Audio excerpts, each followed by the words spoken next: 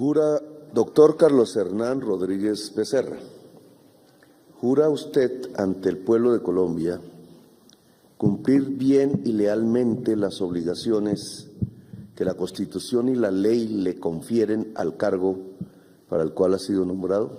Sí, juro. Si así lo hiciera, el pueblo de Colombia se lo premie y si no, él se lo demande. Firma del acta de posesión en su orden.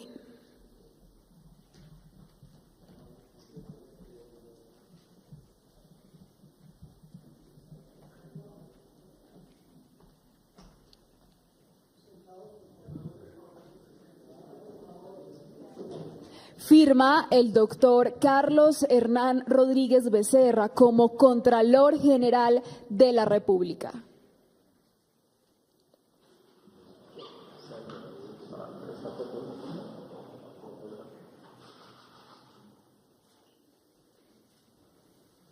Firma la doctora Laura Camila Saravia, directora del Departamento Administrativo de la Presidencia de la República.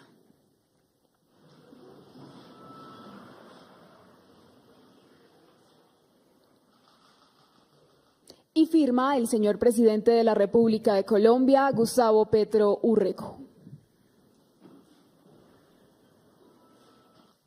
Un fuerte aplauso.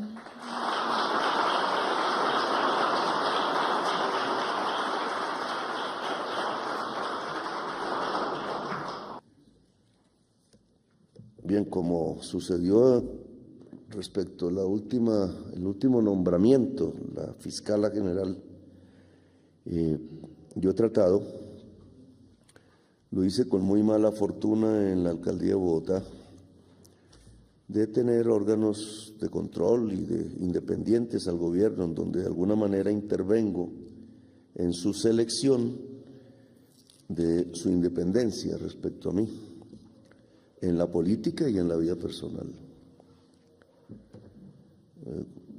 Con Carlos Hernán Rodríguez pues no he tenido acercamiento personal hasta que era contralor, hace unos meses, ni político. Lo mismo con la fiscala general de la Nación, la doctora Luisa Adriana Camargo.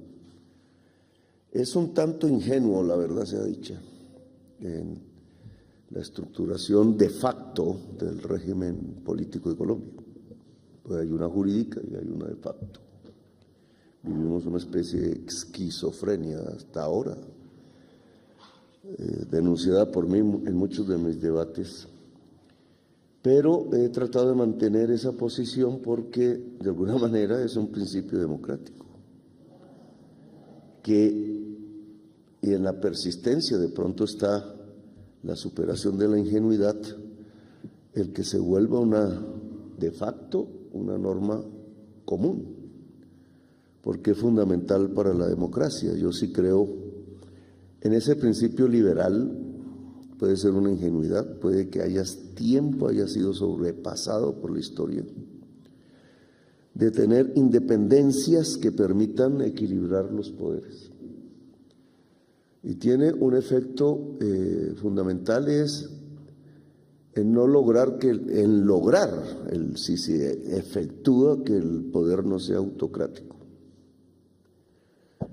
y que pueda haber permiso para que entre esa diversidad de poderes, que en cierta forma es una disgregación del poder, pueda lograr su máximo cuando el poder se disgrega en la sociedad misma, que es el máximo de democracia.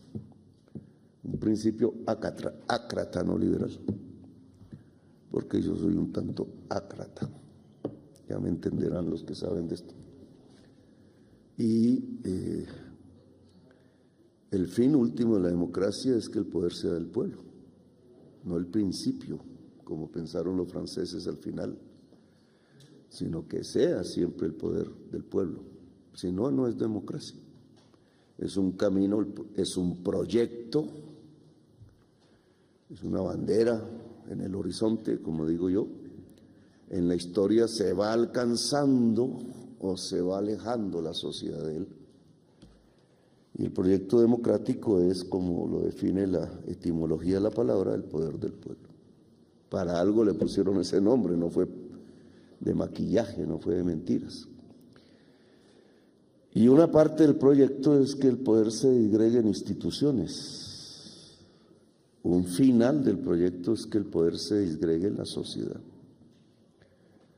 De esto ha habido discusiones filosóficas, teóricas y sobre todo luchas donde ha muerto mucha gente a lo largo de estos siglos, sobre todo desde la Revolución Francesa para acá. Nosotros somos hijos de la Revolución Francesa, eso no se nos puede olvidar nunca.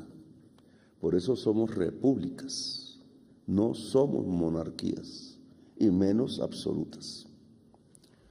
Me ha tocado abrazarme con reyes y princesas y reinas, pero se siente uno extraño en esos. A algunos les gusta porque quisieran que esto fuera una monarquía. Yo me siento extraño. Me siento extraño en una democracia hereditaria. Esa es una contradicción, porque en la historia de Colombia pareciera que se hubiera forjado después de nuestra independencia una especie de construcción aristocrática, Gaitán lo llamaba oligárquica y no democrática. Y por eso se vuelve tan normal que las instituciones se hereden como si fueran propiedad privada. Yo no estoy en ese proyecto.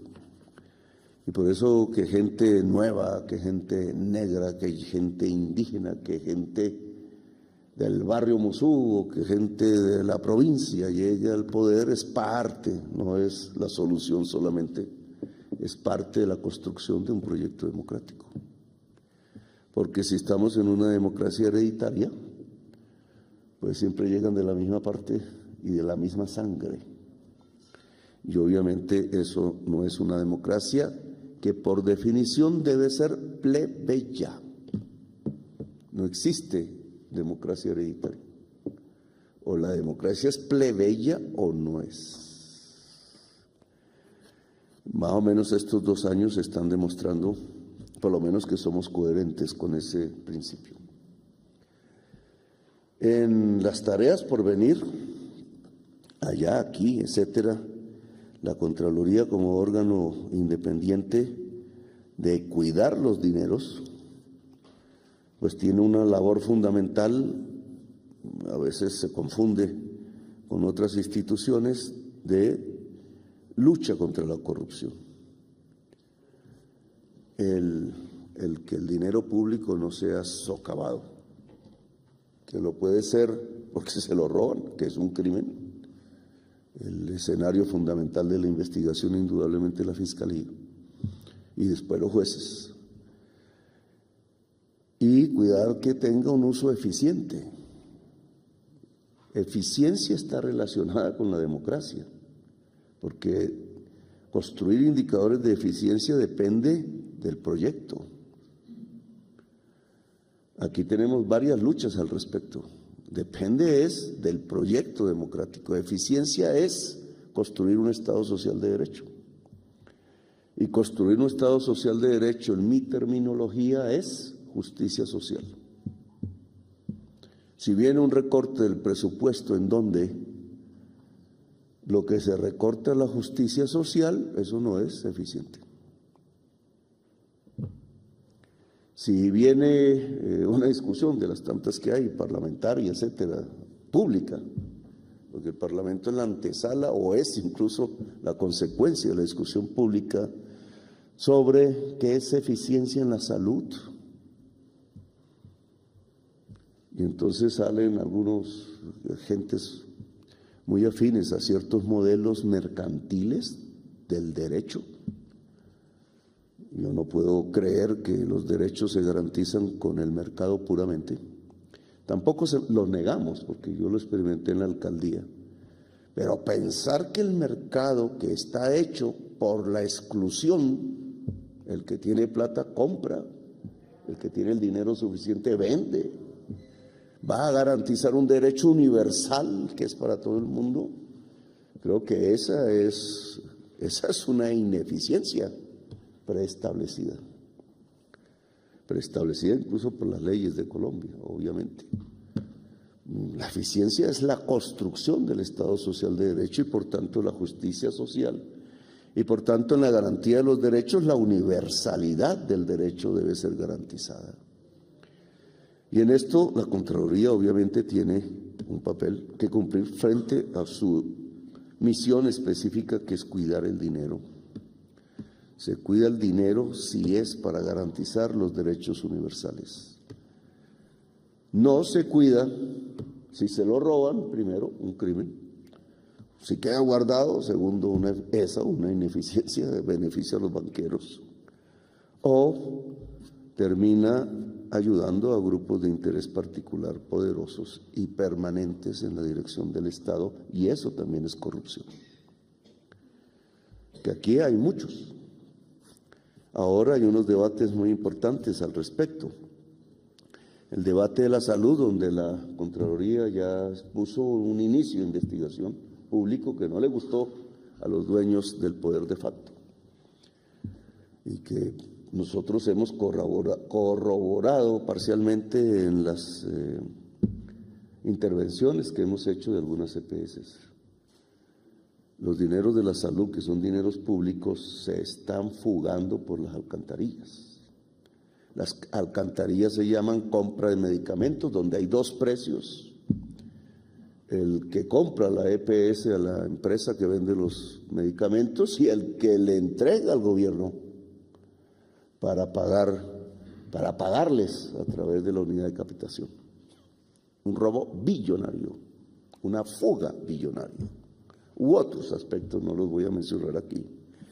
Pero la Contraloría bien ha podido detectar, sobre todo en el año del COVID, fuga de dineros, que ya la Contraloría nos dirá de qué magnitud y quiénes.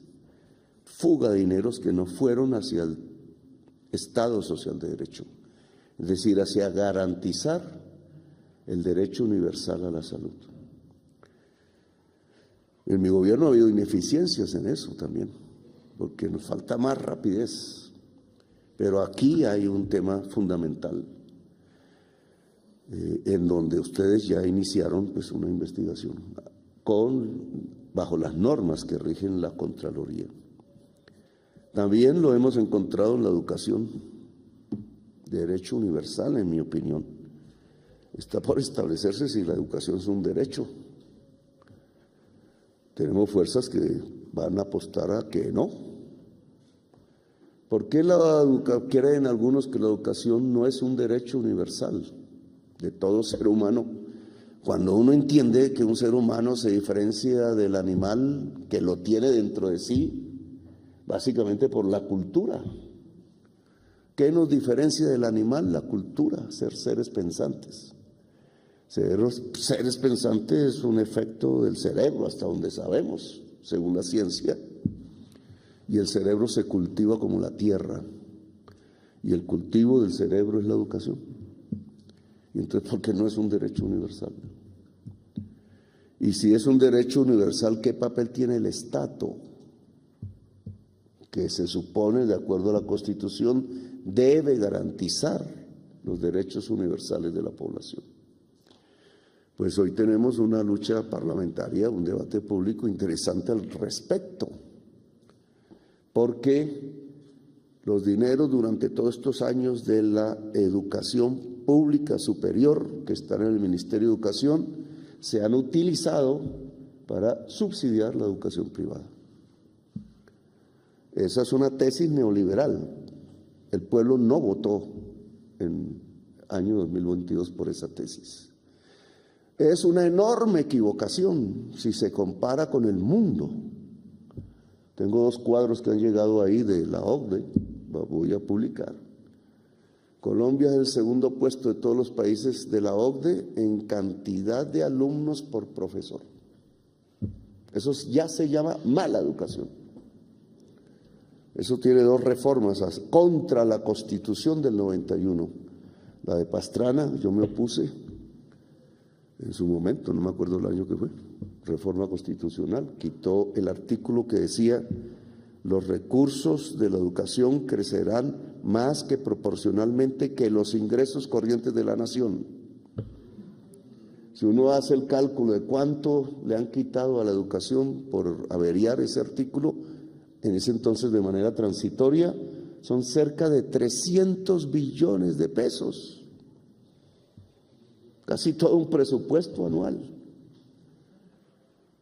Uribe volvió lo transitorio permanente. Pastrana destinó los recursos a salvar los bancos, 98, año 98. Por eso era transitorio, era una crisis que como todas son momentáneas. Uribe lo hizo de manera permanente para sostener la guerra. Y entonces tuvimos un debate público poco conocido por el pueblo colombiano, en donde cambiamos los libros por la guerra. Y allí se fue 300 billones de pesos. ¿Y cuál es el resultado hoy? Una juventud en estallido social que las élites no reconocen. Una juventud en la guerra y las violencias. Una juventud que se va del país. Una juventud desesperada en los barrios populares, caminando las calles. Si son hombres y si son mujeres, de pronto en el embarazo precoz, de pronto siendo madres de 17, 18 años, abandonadas completamente, porque el hombre ahí sí no aparece. ¿Qué hacemos? Pues lo que yo digo que debemos hacer, porque la educación privada no va a llegar al barrio popular a menos que sea de muy mala calidad, es defender la educación pública superior. Es un derecho, en mi opinión, todavía no reconocido. Entonces, ¿el dinero público es para el Estado Social de Derecho o es para un grupo de gentes que se ganan un buen dinero, pero no dejan cubrir el derecho universal? Es un segundo tema que lo dejo ahí, porque tiene que ver también con el cuidado del dinero público. Podríamos hablar de muchos otros temas, pero obviamente yo no los voy a aburrir en esta posesión. Me preocupa, sí, con la Contraloría los dos frentes de discusión que se han abierto, que también son públicos, y cierro con eso. Se ha abierto una muy interesante discusión acerca de algo que yo no conocía, y es que el acuerdo de paz con la FARC se entregó al Consejo de Seguridad de Naciones Unidas bajo la forma de una declaración unilateral de Estado.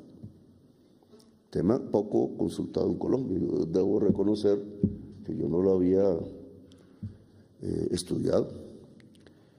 Y el segundo tema es la sentencia de la Corte Interamericana de Derechos Humanos, muy en relación a mi caso particular de una destitución de una procurador, pero que establece la necesidad de reconocer, por ser firmantes de la Convención Americana de Derechos Humanos y porque esta es parte del bloque de constitucionalidad, de acuerdo a la Constitución, lo que firmamos nosotros no, por ahí en el año 70, 72, suscribiendo incluso como ley esto que ahora es parte de la Constitución. Ese fue el efecto de la Constitución del 91, la Convención Americana de Derechos Humanos. En el primer caso,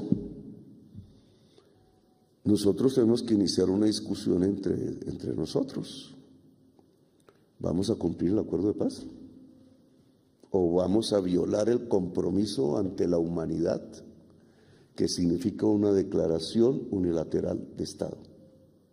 Que es abrirle la puerta, algo que nuestras cortes nunca han querido, con razón, tiene su razón, no es su lógica, que es un derecho internacional con capacidad de ejecución en Colombia, de vinculante que llamamos.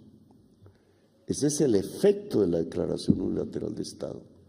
Se comprueba en el caso de los ensayos nucleares de Francia, después de Mururoa, porque al declarar unilateralmente Francia que no los iba a volver a hacer, un gobierno quiso hacerlos, un gobierno francés quiso hacerlos, y recibió de una vez la carta de la Corte Internacional de Justicia. Algo así estamos en respecto al acuerdo de paz. Punto 1, hacer una reforma agraria. 3 millones de hectáreas. Firmaron Yo no sé si era posible o no. Eso fue declarado unilateralmente. ¿Lo vamos a incumplir? Yo tengo la misión de hablar con el Consejo de Seguridad sobre el cumplimiento o incumplimiento. De eso se ha hecho un debate. ¿Cómo el presidente puede decir que se incumple si es el presidente y jefe de Estado? Pero es que es el Estado el que se comprometió, no solo el gobierno. ¿Nos pasamos por la faja eso? ¿Incumplimos el acuerdo de paz? ¿Nos aislamos de la humanidad o cumplimos? Tema de debate, porque eso es dinero, compromiso, tiempo, normas.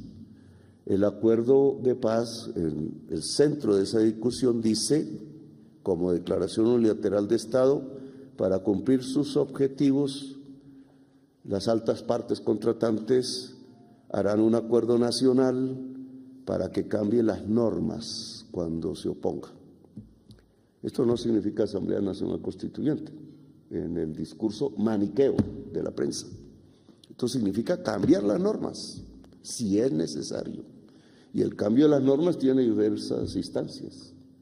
A veces eso es un decreto gubernamental. Pero es necesario, en el caso, por ejemplo, de la reforma agraria, tiene muchos otros temas. ¿Es necesario o nos pasamos por la faja la declaración unilateral de Estado creyendo que nuestro orden interno está por encima de la humanidad? La derecha extrema dice que eso es globalismo. Bueno, se inventan sus tesis. Yo creo que si somos demócratas, nosotros somos parte de la humanidad. No estamos fuera de la humanidad. El segundo punto, y termino con eso, es la Convención Americana. Han pasado 2 años, no se ha hecho el cambio de normas. La Contraloría y la Procuraduría están como instituciones referidas por la sentencia, porque son órganos administrativos que quitan derechos políticos. Y está prohibido por el artículo 23 de la Convención Americana. Nos lo pasamos por la faja, pretendemos con una soberbia, ahí sí nacionalista, no somos nacionalistas en otros aspectos, evitarla, pasárnosla por la faja. ¿Qué significa no reconocer un derecho internacional? Hoy yo puedo ver en el mundo qué significa no reconocer el derecho internacional. Es el genocidio de Gaza y es el mantenimiento de una guerra permanente, matando juventudes. Eso en nuestro país equivale a lo mismo. Entonces, con la Contraloría ahora que se ha rehecho en este trance, en el que no he participado, pero es las normas, y la Procuraduría, que también va a tener un cambio, y con el Estado en general y con la sociedad colombiana, hay que ver y definir si Colombia decide salirse del derecho internacional o lo cumplimos.